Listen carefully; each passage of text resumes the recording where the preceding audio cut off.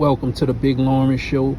Thank y'all for tuning into my cooking channel where I'm gonna be teaching you guys how to cook. Now we got some French fries here. You gotta season it pretty good with some Tony's Creole seasoning.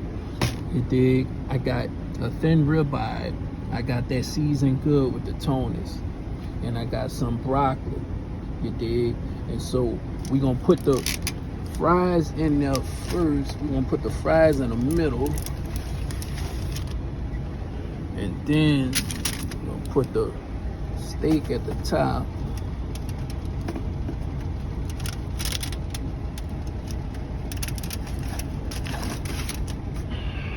Then we're gonna put the broccoli at the bottom.